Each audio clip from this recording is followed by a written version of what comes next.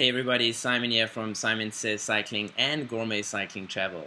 As you know, the Tour de France is coming in just over a week, and this is always a super exciting time for all of us cyclists.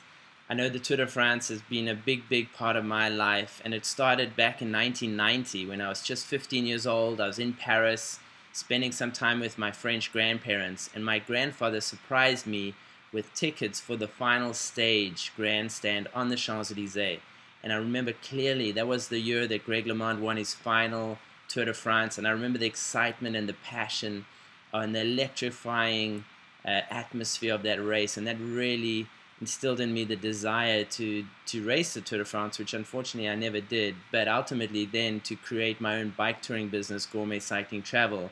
And for the past 7 years, I've brought people to the Tour de France to experience the magic of that final week. And it's always a super exciting time. But today I want to talk about the favorites for this year's Tour de France, and who's your favorite for this year's Tour de France. I feel after looking at that final week and designing our bike tour and seeing how many of the last stages are such big mountain stages, I feel this race is really perfectly designed for the climbers. Normally there's a final time trial in that final week. This year there's no time trial. In fact, from Wednesday through to Saturday are big mountains. And the Saturday before the race is an Alpe d'Huez finish. That's never been done before. That's going to be super exciting.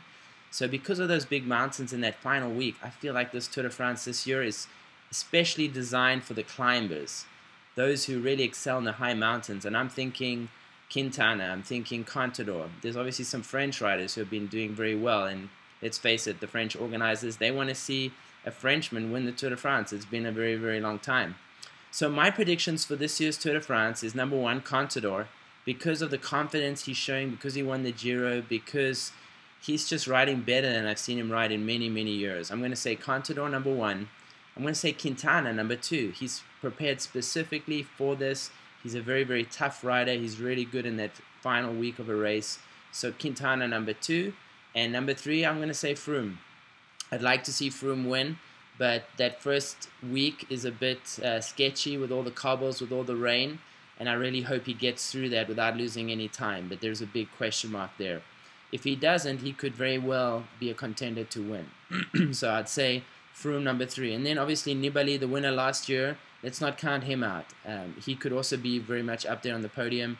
He's exceptionally good when there's bad weather, so if it's really rainy and cold, expect to see him up there challenging for the win. So what's your prediction? We'd love to hear that. Send us a message, put a post on Facebook, and let me know who do you think will be the top 3 in this year's Tour de France.